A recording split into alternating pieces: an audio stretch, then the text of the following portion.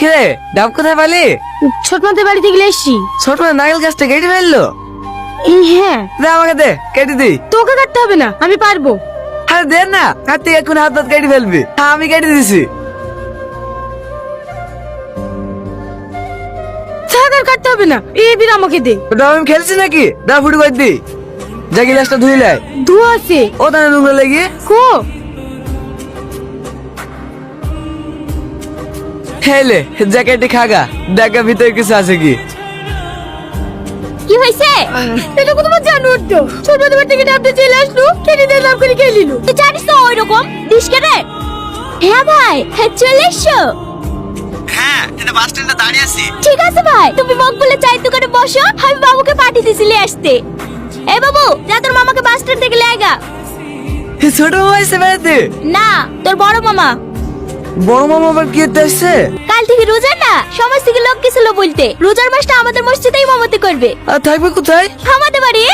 শুনে আমাকে বাড়ি থেকে চলে যেতে হবে। কিরে দাঁড়িয়ে থাকলি যে, চলে আইগা। আছি। আস্তাগফিরুল্লাহ, আস্তাগফিরুল্লাহ।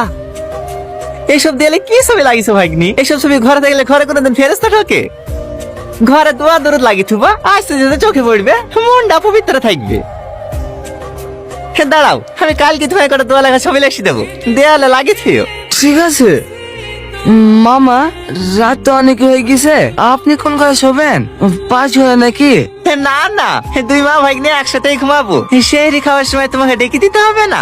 আহ, আপনি এই ঘরে ঘুমাবেন? হ্যাঁ, এ তো দেখছি সরবে না রে।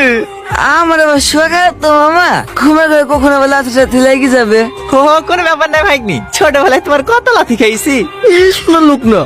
শোনো ভাগ্নি, রমজান মাস হচ্ছে নেকির মাস। এই মাসে রোজা নামাজ পড়লে আল্লাহ পাক সব থেকে বেশি খুশি হয়। বুঝাও, ভালো করে বুঝাও, আমাদের কথা তো শুনবে না। দেখো তুমি বুঝি পারবা কি?